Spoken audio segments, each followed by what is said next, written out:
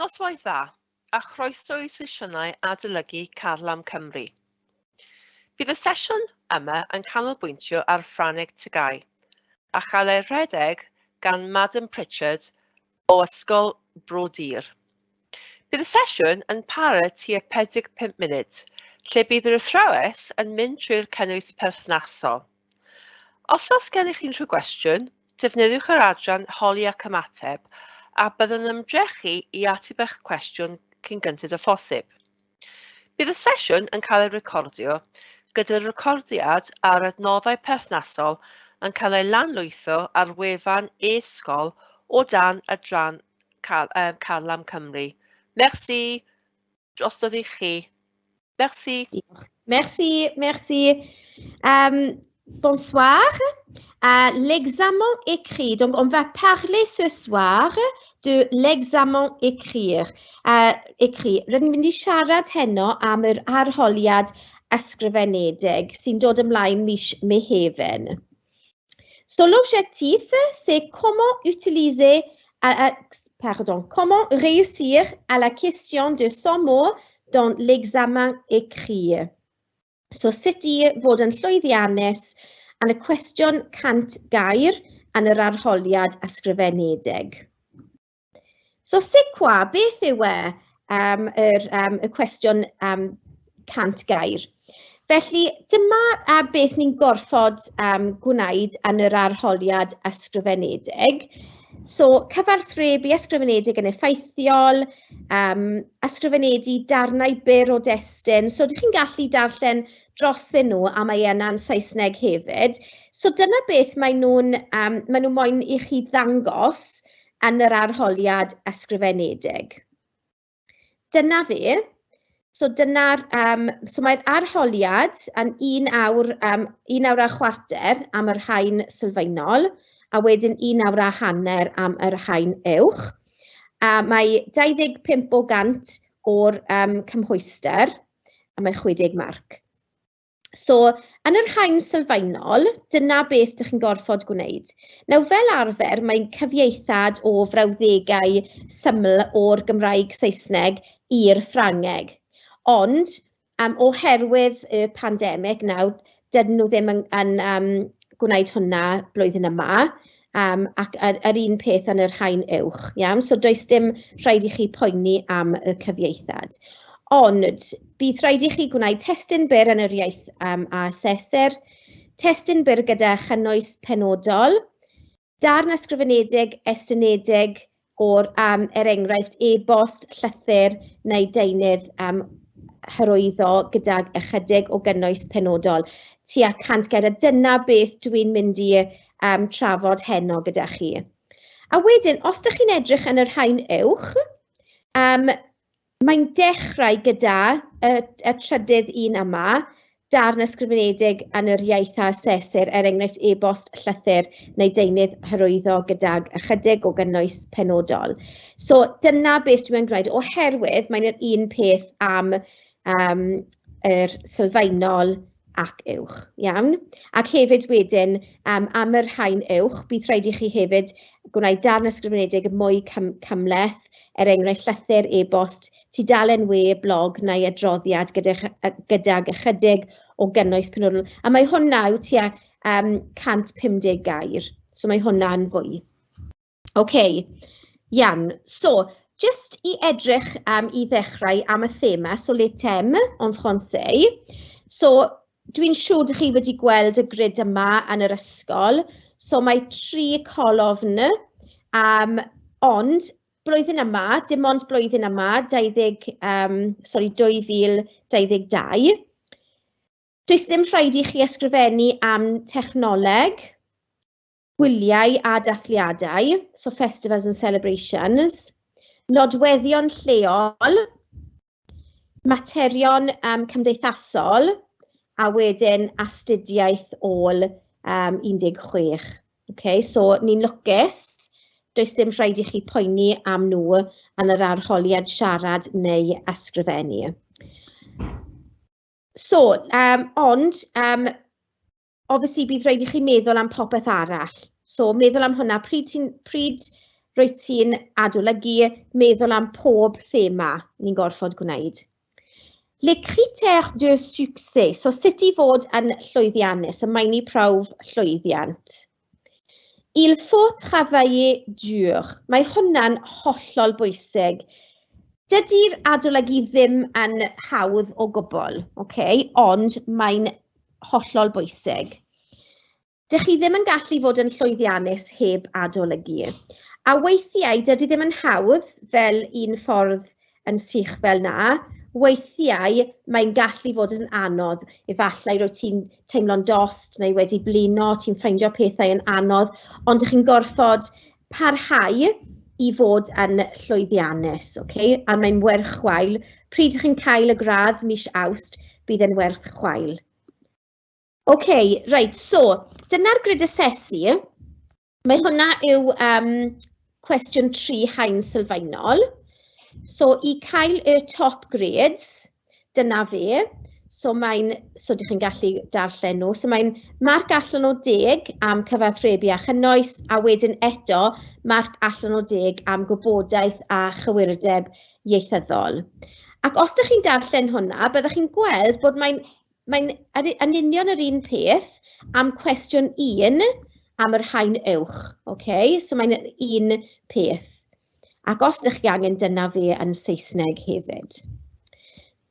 Donc, pour réussir, i lwyddo, am cyfathrebu a chynnwys, maen nhw'n gofyn am ateb da iawn, so ti'n ateb y cwestiwn yn dda, mae'n trefnus, mae'n gwneud synwyr, syniadau dda, etc. Amrywiaeth o iaith, amrywiaeth o brawddegau.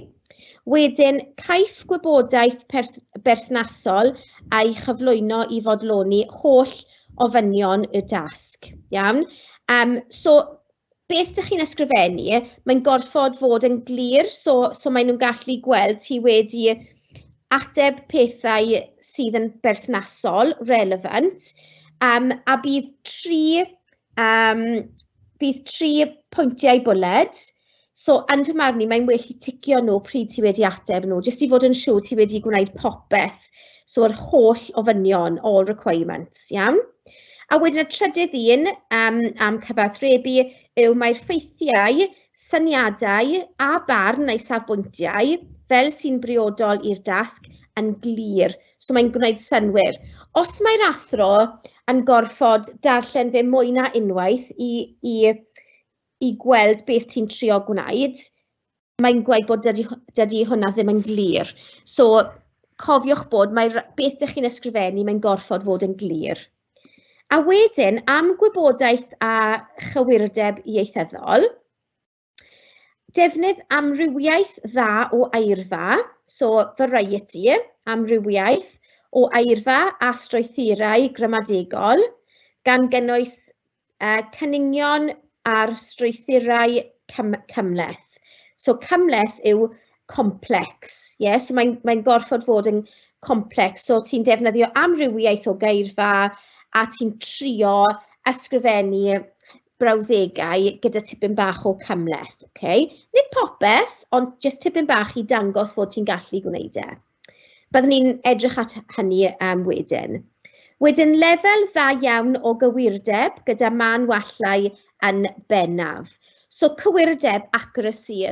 So, beth ti'n ysgrifennu, mae'n bwysig bod mae'n cywir. Weithiau, os ydych chi ddim yn siŵr am rhywbeth, ysgrifennu rhywbeth arall. Mae'n well i fod yn cywir. So, enghraifft, os dy hoff bwnc ydy Almaeneg, ond ti ddim yn siŵr sut i sillafu Almaeneg yn Ffrangeg, mae'n well i dweud bod y hoff bwnc ydy mathemateg neu rhywbeth ti'n mwy hyderus gyda'r sillafu. Mae'n well i fod yn cywir neu fod yn onest. Dyna beth rwy'n credu. Obviously, dim ond yn yr arholiad Ffrangeg, Fel arfer, ydych chi'n gorfod dweud y gwir wrth gwrs. Wedyn, y trydydd un, mae cyfeiriadur at digwyddiadau yn y gorffennol, y presennol a'r dyfodol yn llwyddiannus ar y cyfan. So, ti'n gorfod defnyddio'r amser y gorffennol, presennol ac y dyfodol, jyst i ddangos ydych chi'n gallu gwneud e. Ac maen nhw'n llwyddiannus ar y cyfan, mainly successful. So, os ti'n gwneud camgymeriad bach, mae hwnna'n okay. Obviously, trio fod yn cywir. Ond os ti'n gwneud camgymeriad bach, mae hwnna'n okay. A wedyn ar un olaf, mae'r arddull a'r cywir yn briodol gyda rhai man wallau. So mae hwn yn dweud bod os ti'n gorfod ysgrifennu blog i'r plentyn ti'n defnyddio y ffurf tu yn lle fw. Iawn? OK, so beth ydych chi'n gallu paratoi cyn yr arholiad? Wel, bob tro ydych chi'n gorfod rhoi barn. Iawn? So les opinions. Ils sont très, très, très importants. Il faut donner les opinions. Alors, donc, parce que, car, puisque, etc. So, ydych chi'n gorfod dweud pam ti'n hoffi neu ddim yn hoffi rhywbeth, neu pam ti'n meddwl hwnna. A wedyn, dwi wedi just rhoi amrywiaeth o brawddegau cychwyn ydych chi'n gallu defnyddio i rhoi barn, a wedyn ansoddeiriau. Ond, obviously, dim ond ansoddeiriau i dweud pam ti'n hoffi neu ddim yn hoffi rhywbeth. Ti'n gallu dweud oherwydd mae'n fy hoff bwnci, neu oherwydd mae'n bwysig i fod yn iach, neu rhywbeth fel na. Okay? So, ond dwi wedi just ysgrifennu cwbl o ansoddeiriau i helpu chi.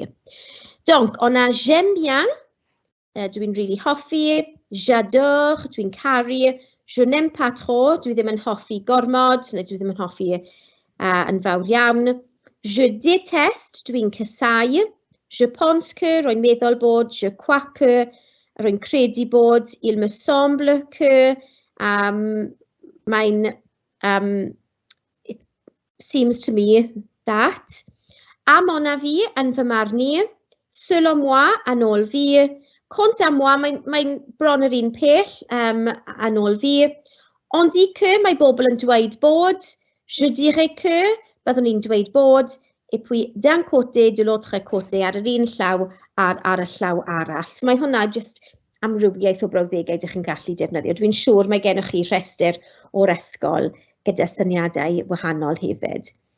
Ar ôl hynny, mae'n parce que, car ou puisque.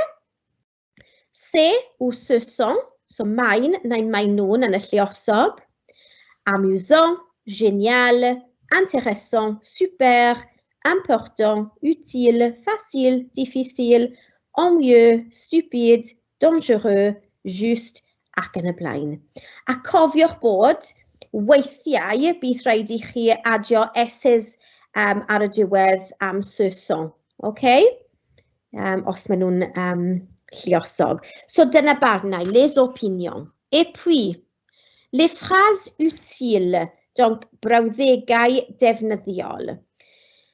Mae llawer o brawddegau defnyddiol dych chi'n gallu defnyddio, ond dwi jyst wedi dewis rhai ohonyn nhw. Donc, par exemple, il est important de, mae'n bwysig i, par exemple, il est important de faire du sport, par exemple. Oui, il est important de réviser pour les examens. Wedyn, dwi wedi rhoi enghraifft o sut i dweud fy hoff rhywbeth. So mae'n dibynnu beth sy'n mynd yn y lle yna. So os roedd yn sport, enghraifft, fy hoff chwaraeon, bydd yn mon sport préféré so fy hoff chwaraeon yw, oherwydd sport, c'est masculin et singulier. Iawn? Et puis, os roedd rhywbeth fel pwnc, matière, mae'n féminin, donc ma matière préférée gyda ychwanegol le français, bien sûr. Ac os mae'n rhywbeth lluosog, rydych chi'n defnyddio me. Par exemple, os ydych chi'n cael mwy na un hoff bwnc, mes matières gyda S, préférées gyda a S, sont. Mae nhw'n, okay, yn y lluosog. A hefyd, ydych chi'n gallu newid y gair yma i unrhyw beth. Fy hoff bwyd, fy hoff athro, fy hoff chwaraeon, etc. A wedyn, am y amodol, conditional tense, byddwch chi'n gallu dweud rhywbeth delfrydol, fel dy ysgol delfrydol, dy athro delfrydol, dy swydd delfrydol, your ideal something. A'r un peth gyda mon mami, a wedyn ideal, adio os ti'n siarad am rhywbeth ffeminan, fel ma matière ideal. Dwi'n siŵr os mae hwnna'n gwneud synwyr. Ma nourriture ideal, ma ideal food, dwi'n siŵr. Neu me, adio S ar y diwedd. A serait, unigol, serait, maen nhw'n swnio'n tebyg, ond mae'r sillafiau'n wahanol yn y lluosog. Mon rêve serait, fy breuddwyd byddai. Le plus important, c'est, so y peth bwysicaf yw. Le pire, c'est, so the worst thing, neu le mieux, the best thing. C'est, je devrais, byddwn ni, I should. Je pourrais, gallwn ni, I could. J'ai l'intention de, yw I intend to. On peut, rydyn ni'n gallu. J'essaie de, rwy'n trio. A wedyn, il ne faut pas. So mae rhaid I chi, o does dim rhaid I chi. So, par exemple, je devrais manger plus de fruits. So, dylai'n bwyta mwy o ffrwythau. I should eat more fruit. Je pourrais faire plus de devoirs. Gallwn ni gwneud mwy o gweith cartref. I could do more homework, par exemple. Oui? So, os ydych chi'n defnyddio nhw, mae nhw yn adio tipyn bach o cymleth i'r ateb. Iawn? Et puis, les connecteurs, so cysyllteiriau, mae amrywiaeth o cysyllteiriau yma.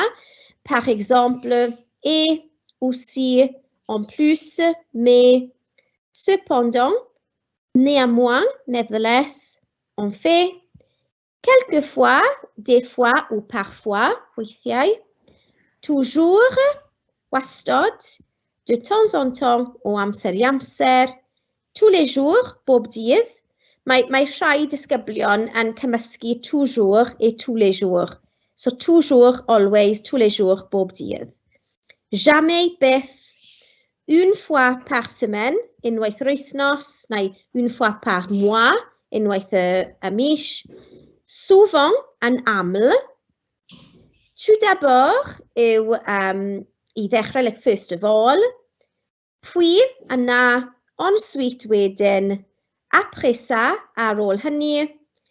Avant de, cyn, a chi'n gorfod defnyddio infinitif yna, par exemple, avant de dormir, so cyn cysgu. Et puis, après avoir, ar ôl dwi wedi, a am hwnna mae rhaid I chi defnyddio past participle.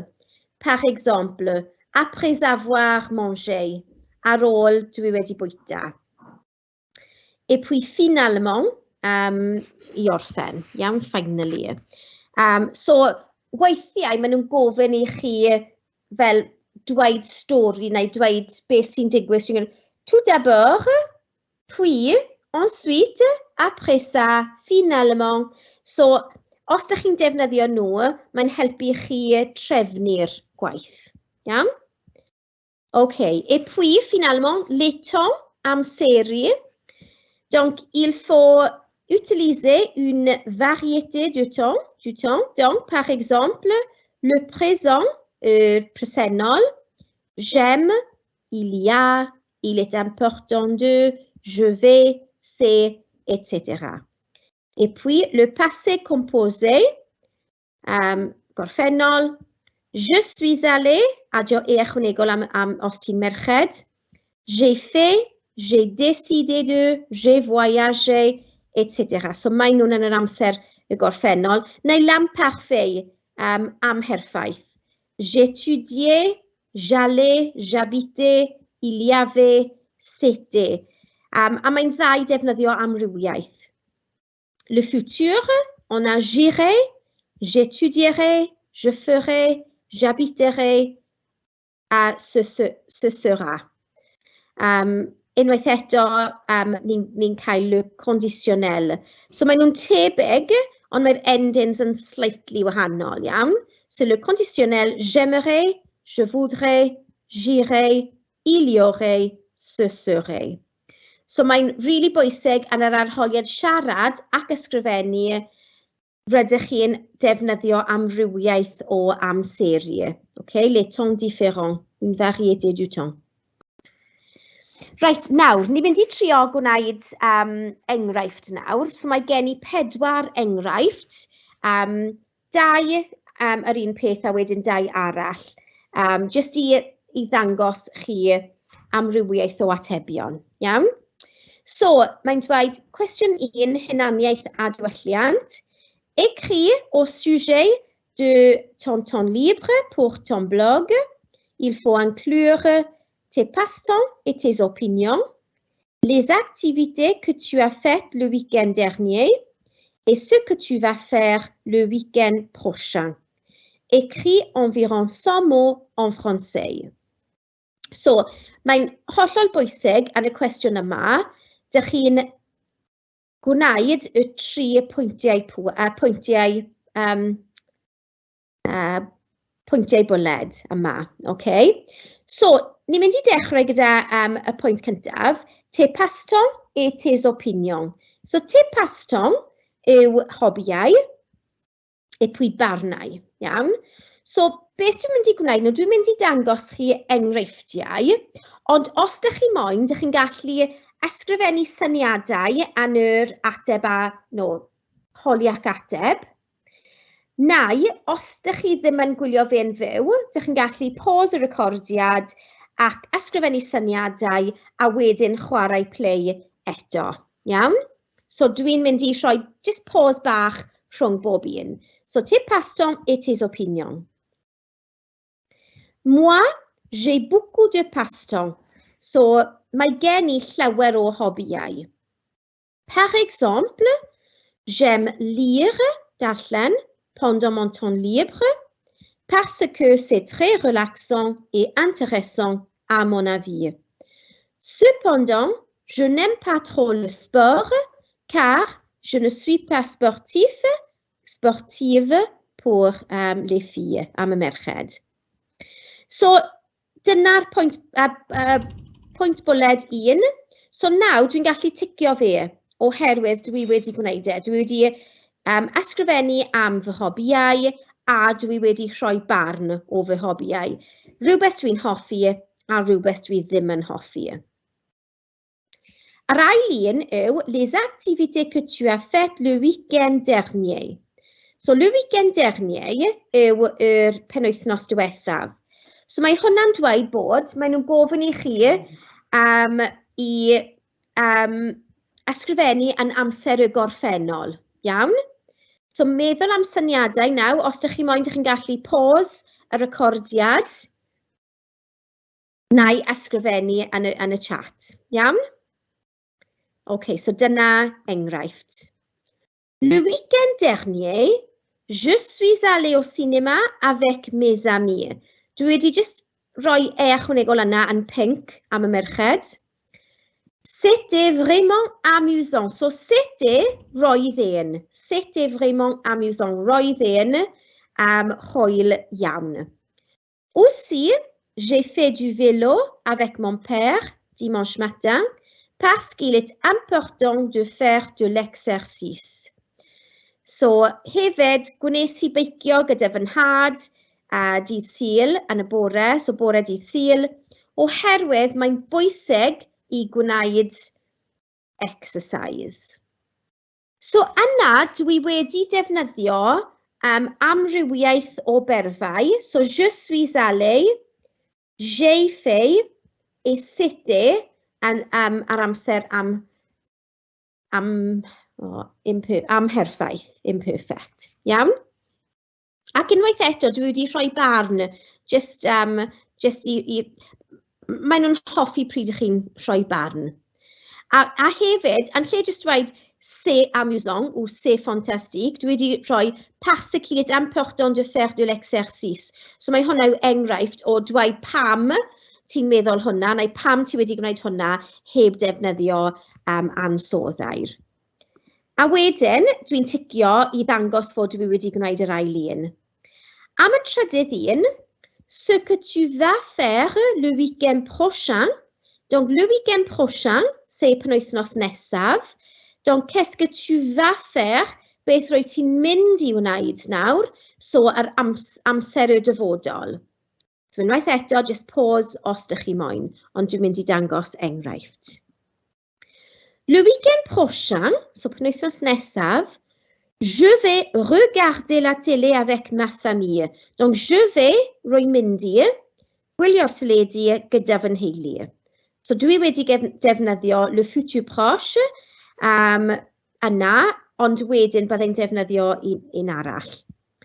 Bien sûr, wrth gwrs, je ferai mes devoirs. Je ferai yw byddai'n gwneud, byddaf yn gwneud. So, yna dwi wedi defnyddio y dyfodol, le futur. So, mae hwnna yw je vais regarder, rwy'n mynd i gwylio, a mae hwnna yw byddai'n gwneud, I will do, fy ngwaith cartref. Et j'aimerais faire du shopping. J'aimerais hoffwn i. So, does dim rhaid i chi defnyddio dim ond y dyfodol. Dych chi'n gallu hefyd defnyddio yr amodol, conditional tense hefyd. Donc, j'aimerais faire du shopping en ville, yn y dre, pour acheter, prynu, une robe pour mon anniversaire. Iawn? So, unwaith eto, dwi wedi defnyddio je vais, plus infinitif, le futur, y dyfodol, et y amodol, le conditionnel. Okay? A wedyn, dwi'n gallu ticio y trydydd un. A mae hwnna yw somo. So, absolutely exactly 100 words. Doedd ni ddim wedi gwneud hwnna ar pwrpas. Does dim rhaid i chi ysgrifennu dim ond 100 gair, ond tua 100 gair. 110 yn ffain hefyd, okay? So dyna'r yr un cyntaf. So nawr, mae'r un cwestiwn, ond y tro yma mae'n cwestiwn, mae'n cwestiwn 3, roedd hynny'n cwestiwn un, nawr mae'n cwestiwn 3, ond mae'n yn union yr un peth, okay? So ni'n deall beth ni'n gorfod gwneud, ond dwi'n mynd i just dangos chi enghreifftiau wahanol, okay? Ond unwaith eto byddai'n rhoi chi amser i meddwl. So, tes passe-temps et tes opinions. Dyna enghraifft. Les passe-temps sont très importants pour moi. So, unwaith eto, dwi wedi dechrau gyda just brawddeg cyffredinol, general sentence, jyst i ddechrau. So, mae'r hobbyau yn bwysig iawn i fi. So, les passe-temps, hobbyau, sont, oherwydd mae'n lluosog, les passe-temps, sont très importants pour moi. Mae'n anodd yn y Gymraeg oherwydd mae yn yr un peth unigol a lluosog. So, weithiau mae'n syniad da i meddwl am y Saesneg hefyd, okay? So, mae hwnna'n Saesneg yw hobbies are very important for me, yn lle is. So, mae is yna yn Saesneg, ond mae yn Gymraeg. So, mae hwnna'n lluosog. Et puis, tout le monde a besoin de se relaxer. Na, mae hwnna yw enghraifft o iaith cymleth, complex language. Donc, tout le monde yw pawb, mae'n literally all the world, ond mae'n pawb, a besoin, angen, de se relaxer, amlacio. Na, mae llawer o ffordd i ddweud amlacio, fel se détendre, se relâcher ac yn y blaen. Et puis, mon passe-temps préféré, c'est le netball. So, fy hoff hobby ydy netball. Je joue souvent. So, rwy'n chwarae. Mae hwnna yw enghraifft yn amser y presennol. Rwy'n chwarae. Je joue souvent yn aml. Parce que je suis membre d'une équipe au collège. Rwy'n aelod o tîm yn yr ysgol. C'est amusant, mais aussi vraiment bon pour la santé mentale et physique. So, yna dwi wedi rhoi barn arall, okay? So, mae'n hwyl, ond hefyd mae'n rili dda i'ch iechyd,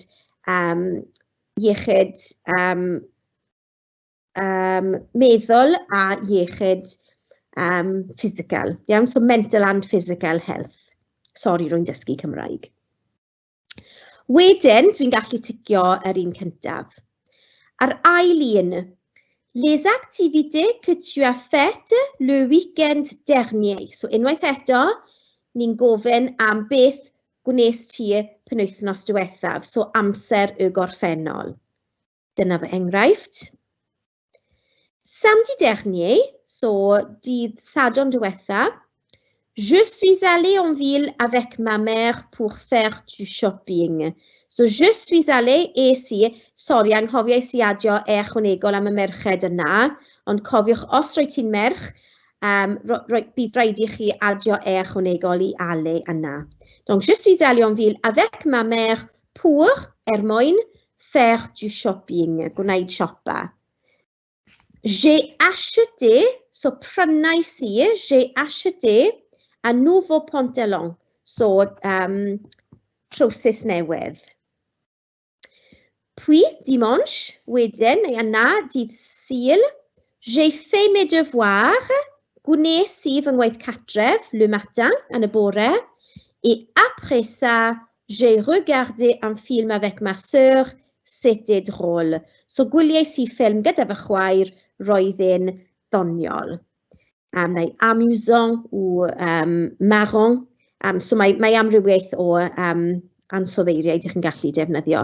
So yna dwi wedi defnyddio yn amser y gorffennol, je suis allée, j'ai acheté, j'ai fait et j'ai regardé. Et puis c'était, roedd e'n. So dwi wedi dangos yr arholwr bod dwi'n gallu defnyddio amser y gorffennol. So wedyn dwi'n ticio hwnna. Et puis, ce que tu vas faire le week-end prochain, so penwythnos nesaf, le week-end prochain, je vais fêter l'anniversaire de mon frère.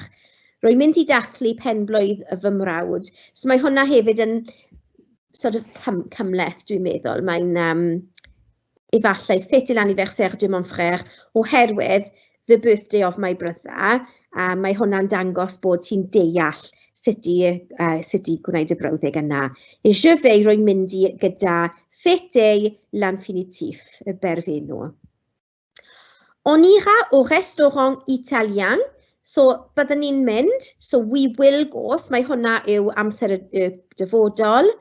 Au restaurant italien en ville, et je mangerai, I will eat, byddaf yn bwyta, une grande pizza. Aussi, j'espère faire du sport. So, j'espère, rwy'n gobeithio. Faire du sport. So, does dim rhaid i chi defnyddio amser dyfodol am popeth, ti'n gallu defnyddio amrywiaeth o brawddegau. So, rwy'n gobeithio, j'espère faire du sport, car c'est bon pour la santé. Mae'n dda i'ch iechyd. A wedyn dwi'n gallu ticio y trydydd un.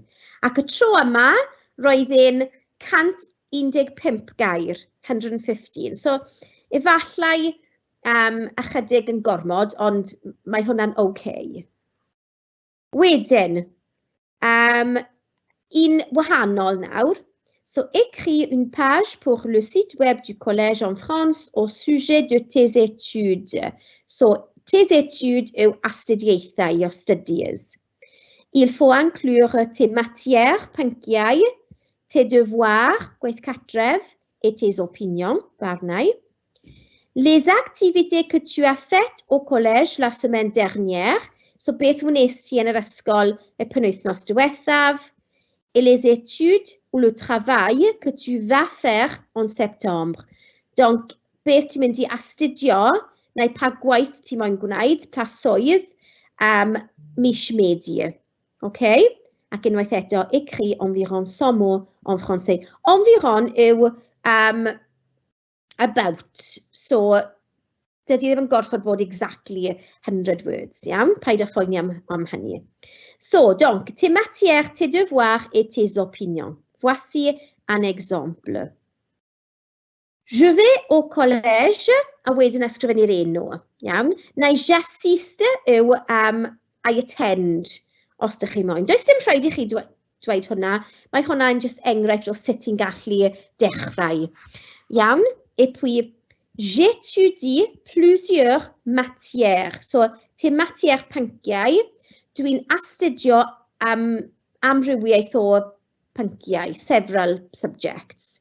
Comme, fel, neu tel que, such as, sef, le français, les sciences et l'anglais. Dych chi'n gallu rhoi amrywiaeth o pynciau, mlaen I chi. Cofiwch dewis y pynciau, dych chi'n gwybod sut I sillafu. Os dych chi ddim yn siŵr sut I sillafu l'anglais, paid â defnyddio l'anglais. Iawn? Le mat yn really hawdd, le desan. A dim ots os ti ddim yn astudio fe. Dydy'r arholwr ddim yn gwybod, the examiner doesn't know. So, does dim rhaid I chi dweud y gwir yma. Et puis, les devoirs. J'ai beaucoup de devoirs. So, mae gen I llawer o gwaith cartref. Cofiwch bod ar ôl bwcw, de ddim yn newid I de. Iawn? Mae'n either de neu de apostrophe. Okay? Donc, j'ai beaucoup de devoirs. Mais, je n'aime pas faire les devoirs. So, barnau. Dwi ddim yn hoffi gwneud gwaith cartref. A mon avis, c'est une perte de temps. So, gwastraff amser. A wedyn, dwi'n gallu ticio hwnna. Dwi'n mynd yn gyflymach nawr. Les activités que tu as faites au collège la semaine dernière. La semaine dernière, j'ai étudié, so astudiais I, le gallois. C'était facile, roedd e'n hawdd. Aussi, je suis membre de l'équipe de rugby, donc, felly, on a joué un match lundi après le collège, on a gagné. Enillais I. Enillon ni, pardon, enillon ni. So, unwaith eto dwi wedi defnyddio j'ai étudié, c'était facile, on a joué, et puis on a gagné. Donc, dwi'n gallu ticio yr ail un. Et puis, le troisième, les études ou le travail que tu vas faire en septembre. En septembre, je vais aller au lycée pour étudier la géo, le français et les maths. So, rwy'n mynd I fynd i'r coleg I astudio deiryddiaeth Ffrangeg a mathemateg, car ce sont mes matières préférées. Mae nhw'n fy hoff bynciau I. Neu, car ce sont amusants, ce sont faciles, ce sont intéressants. Puis, yna, après ça, ar ôl hynny, j'ai l'intention d'aller à l'université, so mynd i'r prifysgol neu à la fac, et finalement, j'aimerais être comptable. So, hoffwn I fod yn accountant. So, wedyn, yna, yn y dyfodol, dwi wedi defnyddio je vais plus infinitif, et puis, j'ai l'intention de, so I intend to. Dydy hwnna ddim yn really ddangos amser y gorffennol, ond et puis j'aimerais hoffwn I. Okay? Neu yn lle j'ai l'intention de, chi'n gallu dweud j'irai, I will go, byddaf yn mynd. A wedyn dwi'n gallu ticio'r trydydd un, a roedd hwnna yn 103 gair. Un arall, yr un cwestiwn, felly byddai'n mynd yn gloi. Ma matière préférée, c'est l'histoire. So, pryd mae'n gofyn am pynciau, dwi wedi rhoi fy hoff bwnci ydi. Cofiwch bod mae'n feminine, mae matière yn feminine, felly ma matière préférée gyda ychwanegol, c'est l'histoire, parce que c'est vraiment intéressant. Mae'n really diddorol. Cependant, beth bynnag, fodd bynnag hynny, je n'aime pas trop la biologie, dwi ddim yn hoffi bioleg, car je trouve ça difficile. Rwy'n ffeindio hwnna'n anodd, malheureusement, yn anffodus. So mae'n neis I just dropio I mewn geirfa wahanol, just I show off. Et puis, on a trop de devoirs. Mae gennym ni gormod o waith cartref, so mae les devoirs. Surtout en maths, yn enwedig yn mathemateg, mais je sais que c'est nécessaire. Ond rwy'n gwybod bod mae'n angherddol, dwi'n meddwl, necessary. So, hefyd dwi wedi rhoi barn ychwanegol. So, je trouve ça difficile, c'est vraiment intéressant, je sais que c'est nécessaire. A mae hwnna hefyd yn enghraifft yn fy marn i o brawddeg cymhleth. Yr ail un. La semaine dernière, so yr wythnos diwethaf, j'ai fait beaucoup, gwnes I llawer. Par exemple, je fais des calculs en maths, gwnes I sums yn mathemateg. J'ai parlé l'espagnol en espagnol, siaradais I Sbaeneg yn y gwerth Sbaeneg, et j'ai lu une histoire en anglais. So darllenais I stori yn Saesneg. C'était facile, roedd yn hawdd. Aussi, j'ai mangé des sandwichs et j'ai bu du coca. So bwytais I brechdanau ac afais I coc. So mae llawer o enghreifftiau o'r amser gorffennol yma. J'ai fait eto. J'ai parlé, j'ai lu, c'était facile, j'ai mangé et j'ai bu. So dwi'n gallu ticio hwnna. A wedyn y trydydd un, les études ou le travail que tu vas faire en septembre, amser y dyfodol, cofiwch. Après avoir quitté le collège, mae hwnna yn enghraifft o brawddeg cymhleth yn fy marn I, so a complex sentence yn fy marn I. Ar ôl gorffen yr ysgol, ar ôl gadael, yr ysgol, je pense que je resterai ici au collège. So, dwi wedi defnyddio yr amodol yna, I would stay, dyle fe fod yn je resterai heb res. Sorry, dwi wedi gwneud camgymeriad yna. So, je resterai heb res, byddai'n aros. Je resterai gyda es yw byddwn yn aros, I would stay. Ici yma, au collège, pour continuer mes études I parhau fy astudiaethau, mais je n'ai pas encore décidé, dwi ddim wedi penderfynu eto, lesquelles matières, pa pynciau j'aimerais choisir, hoffwn I dewis. So, dyna fe, dwi'n gallu ticio y trydydd un, a roedd hwnna'n 102 gair. So, gobeithio dwi wedi rhoi I chi syniadau am beth ydych chi'n gallu dweud I ateb y cwestiwn 100 gair. So, beth mae'n syniad da I wneud nesaf I chi yw I paratoi atebion, syniadau, brawddegau am mhob amser, gorffennol, presennol, dyfodol, a barnau am bob un. So, os ti'n dechrau gyda hunan a pherthnasoedd, so ysgrifennu atebion, syniadau, brawddegau, efallai am ffasiwn hefyd, maen nhw'n gallu gofyn am ffasiwn, neu os ti'n dod ymlaen yn dda gyda dy teulu, gyda dy ffrindiau, os ti'n hoffi person enwog. So meddwl am bob un, syniadau, brawddegau, barnau, ydych chi'n gallu rhoi am bob thema. Okay? Donc, pour réussir, il faut, I crynhoi, mae rhaid I chi apprendre des noms, des verbes, des adjectifs, des opinions pour chaque thème, felly dysgu enwau, berfau, ansoddeiriau a barnau am bob thema. Réviser les temps, so adolygu amseru, passé, présent, futur, conditionnel. Préparer des phrases utiles qui peuvent être recyclées. So, paratoi brawddegau defnyddiol, ti'n gallu ail defnyddio mewn themau wahanol. Par exemple, il est important de, je devrais, pour something, il faut, pour garder la forme, il faut, pour réussir, il faut, etc. Après avoir quitté le collège, ar ôl gadael yr ysgol, byddai'n bla bla bla bla. So, ydych chi'n gallu creu tudalen adolygu fel hynny am seri, tenses, neu thema fel yr amgylchedd.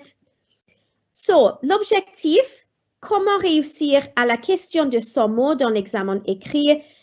Gobeithio, dwi wedi bod yn llwyddiannus I helpu chi I fod yn llwyddiannus yn y cwestiwn 100 gair am yr arholiad ysgrifenedig. So, os ydych chi'n cael cwestiynau, vous avez des questions. So, si vous avez des questions, il faut écrire dans la section arholi ac ateb. Iawn? Et puis, au revoir. Merci beaucoup et au revoir. Merci, madame. Au revoir. Au revoir. Et bonne chance. Bonne chance, pawb, tout le monde.